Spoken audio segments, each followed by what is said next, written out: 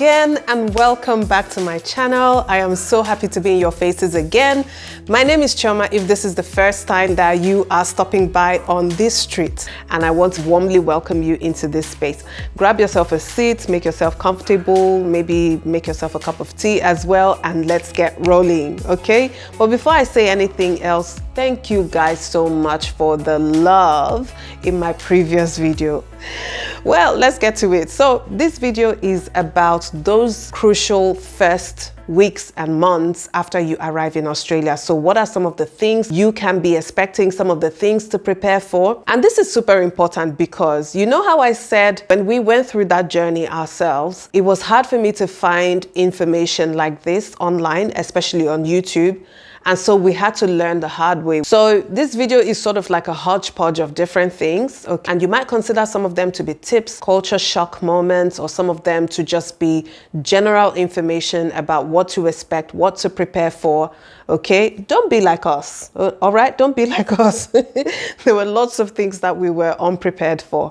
Anyways, let's get straight to it. One is driving on the right. So Australia drives on the right, Nigeria drives on the left. That's something that we were very surprised by when we first arrived here.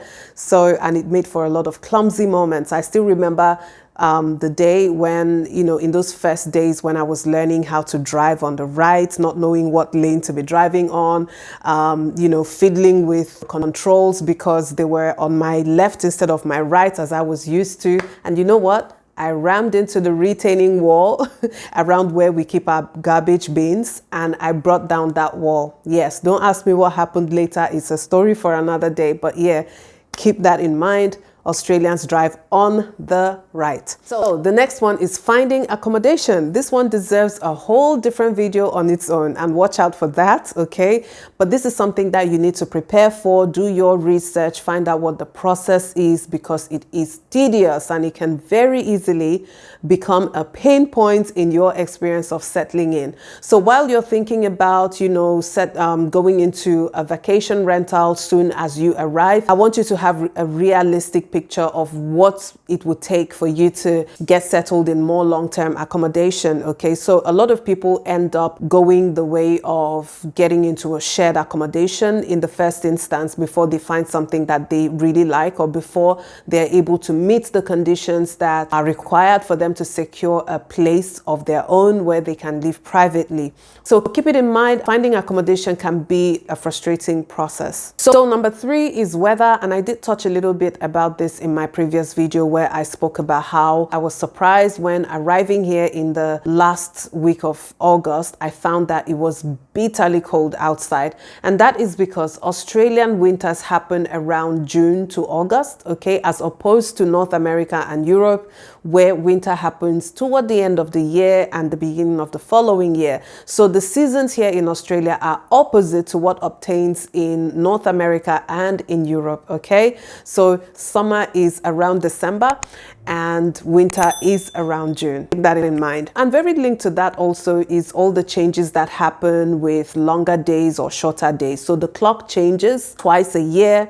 It's something that we are not used to in Nigeria. So Nigeria is located around the Earth's equator, which means that there's no big fluctuations in daylight hours throughout the year. Okay, it stays considerably stable throughout the year. It's not the case for Australia, and it's not the case for some countries in Europe and North America. In summer, the clock moves back by an hour to accommodate for the longer hours of daylight, and then the reverse is the case around winter when the clock moves forward by an hour. The next thing would be things that will need to be in place before you can start your first job. When you first arrive here, depending on the sector you're going to be working in, okay, there might be some requirements you will need to meet in that sector. Some general requirements would be things like setting up a bank account, because that's where your salary would go.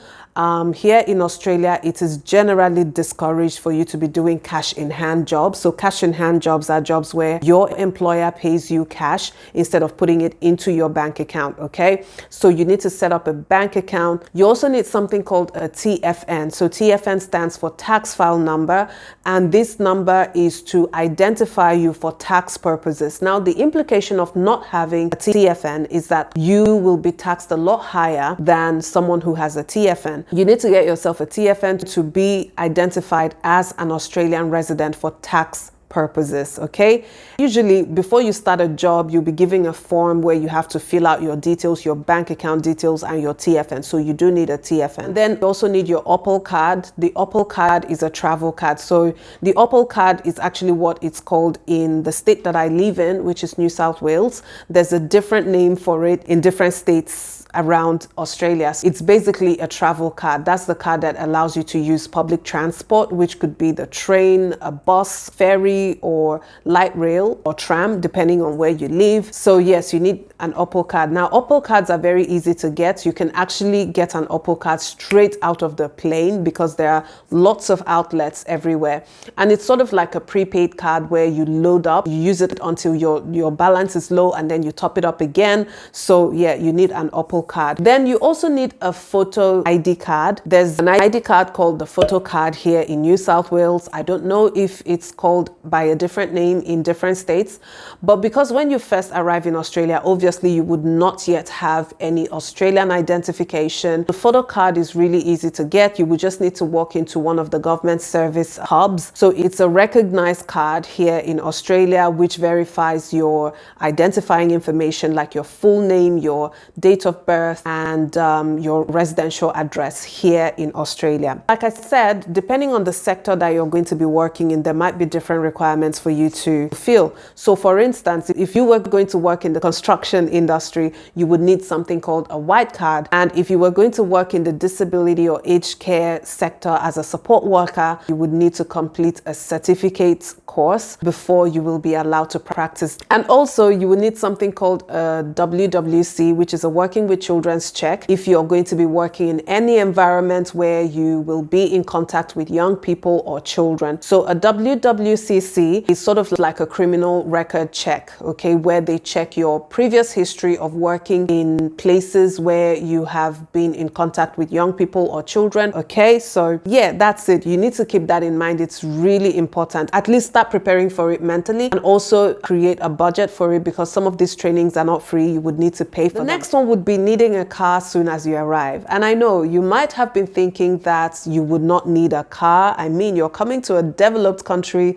The transport system should be a lot more advanced than where you're coming from. And so maybe you wouldn't expect that you would need a car soon after you arrive here. But the truth of the matter is that a car here is actually for convenience and not for luxury. Because yes, everything is advanced, developed. But again, because everything is so planned, it means that there are not a lot of like convenience stores scattered all over the place like you would find in Nigeria, where you can just step out of your house and there's one malam down the street in his little kiosk selling eggs and bread and all of that. So no, for you to be able to get daily supplies like groceries and all of that, you need to go into the supermarkets. And even though every suburb has been designed to be self-sufficient, where all the amenities you would probably need are located within that suburb, you would have your own schools, your own medical centers, your shopping centers and all of that. Every suburb has got like a shopping center or a town center where most of these things are located. Now, if you do not live close to the town center, and you might obviously need a car to be able to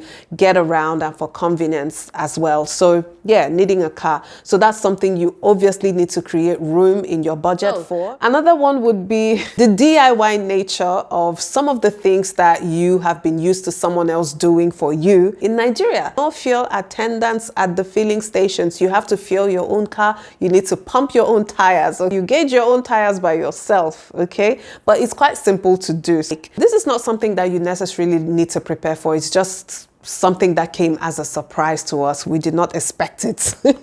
One other thing to keep in mind, and this is something that I would recommend to do soon as you get off the train, is to buy an adapter, because the electricity outlet or the socket on the wall is different from what we have in Nigeria, okay? So you would need to get an adapter so that you're not frustrated by not being able to charge your phone or not being able to use your laptop. And trust me, these are some of the things that you do not want to be be without the use of. Soon as you arrive in a country where you know no one, you're still trying to learn the system, obviously you need your phone by your side, you need your laptop to be able to communicate, right? So get yourself an adapter. Another thing that you might also want to get soon as you get off the plane would be an Opal travel card, okay? Yes, you might get yourself a taxi to drive you to your first accommodation when you first arrive, but following that, you do need an Opal card to get around. So get yourself an Opal card. One other thing that surprised us when we first arrived was how early the shops close. My goodness, 5 o'clock, 5:30, shops are shutting down.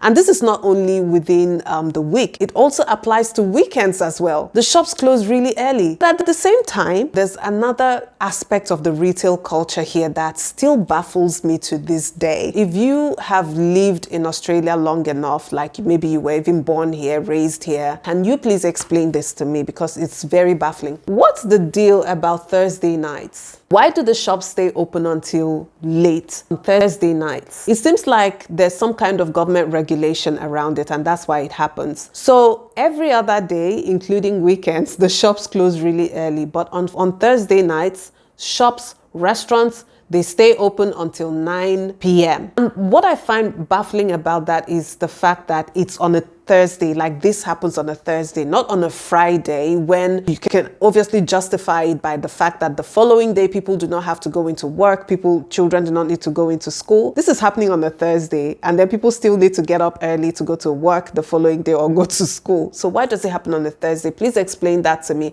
I don't get it. But yeah, for any newcomer, expect the shops to close on you. So if you're like me before I came here, where sometimes I will schedule a late shop after work, like on my way back from work, I'm just going to stop at this market and buy this and that and that. You can't do that here, eh? The usual retail staples, Coles and Woolworths, stay open a little later. Okay, some of them stay open until even midnight, but you can't get everything from Coles or Woolworths, okay? So there might be other things you might want. Sometimes just simple things like takeaway. If you're not in the mood to cook or you're not able to cook, you can't even buy food because the restaurants would have closed by the time you close from work as well. It's crazy. Anyways, that's something else to keep in mind. Another fun thing that came as a surprise to us, or something that we were shocked by, was the fact that we could not get the right cut of meat. Yes, meat to cook our soup. I'm talking beef. Meat, beef, cow, you know. In Nigeria, we just call it beef. And then when you go to the market, you might be like, Aboki, I beg, give me muscle. You know, we know the part, like we can identify it when we see it. But here it's kind of different. They label the parts, I think, according to what you can do with those parts. So it's common to see things like gravy beef, stir-fry beef, but then you don't know what part of beef this is. And so in those first days, we would buy certain parts of beef and be like, what did we just buy? In the first instance, the meat here tastes a little different. The texture is different. The appearance of it is different. The taste is different.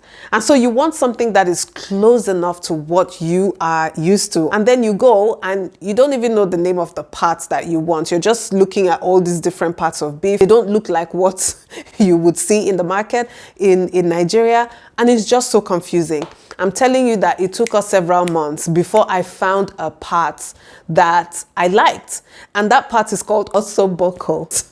It's awkward to pronounce. When I discovered that, I was so proud of myself. So every time I went to buy meat, I'll be like, yes, I just want ossoboko. Give me a kilo of ossoboko. I knew what I wanted. And it wasn't only me. There were lots of other people who would complain about the same thing, like they don't understand, like they don't like the parts of beef that they see when they go to buy meat. And I told them, try the ossoboko. But after that, I then discovered gravy beef. So they call it gravy beef. And so I buy that part, and that's the part that is like our muscle, the one we call muscle, okay? So yes, know your cut of meat, know it by name, okay? It will save you stress. Australian language or Australian English. So yes, Australia has got their own unique slangs, unique lingo. But one rule of thumb with Australian English is that they love to shorten everything. Everything's got a short form. Afternoon is Avo, breakfast is Breaky, Brisbane is Brissy, Tasmania is Tassie, Jessica is Jess or Jessie. It goes on and on and on. They just love their short forms. So that's something that you will also need to get used to, okay? Last one, lucky last, would be about bills. Bills, bills, bills. A lot of times it feels like you just work to pay bills. Now, don't get me wrong, the Australian minimum wage is one of the highest in the world. I'm not saying that it's not possible for you to have savings or disposable income. That's not what I'm saying at all. So in the first instance, you pay your rent weekly, okay? Every week you have to pay your rent, not monthly, not yearly, as in Nigeria. Nigeria, you pay your rent for 1 year and you forget about it. But here, every week you have to pay your rent. That's not to say you cannot pay your rent monthly if you choose to. Obviously, you would have to have an agreement with your landlord or your real estate agent, and then you sign off on that and you have to keep to it. Because of the way that these bills are structured, some of them are paid weekly, some of them are paid fortnightly, some of them monthly. It just means that there's always something to pay. So every week you have to pay your bill, and you might also have to pay childcare related fees every week, every fortnight. On top of your weekly expenses, every fortnight there might be another thing to pay for. And then you're going in that cycle of weekly and fortnightly payments, and before you know it, it's time for you to make the monthly payments of maybe your internet bills or your Netflix subscription. It could be anything. And while you're still going in that cycle of weekly, fortnightly and monthly, all of a sudden it's time for you to renew the rego on your car. So yes, here in Australia you have to renew your vehicle registration either every year or every 6 months. You can choose what plan suits you better. But yeah, it's just like that. You just keep paying bills. And then obviously then there's the big items like school fees, which you pay like every term. Or some people might have an installmental payment plan to be paying it every week. So it's just like that. The bills are constant. They come constantly. And nobody will chase you to pay your bills here. You will be the one on your toes to pay your bills. Nobody's going to chase you to pay your bills, especially when you realize that it's not just about paying your bills, but paying them on time, because that is linked to a lot of other benefits that you may not be able to take advantage of in future. In another video, I'm going to talk more about living expenses here in Australia. Yeah, so keep an eye out for that. So guys, that's it. I am done, okay? I hope you enjoyed this video. I hope you learned a thing or two. I hope you've been able to pick up a few tips on how to prepare, especially if coming to Australia is in the plan for you, okay? So check out my previous videos, okay? I've got a fair few videos on here at the moment. So check out my previous videos, and most importantly, please like this video. You're free to share it, and if you choose to subscribe after this, I appreciate it, okay? I'll see you in my next video. Until then, stay safe.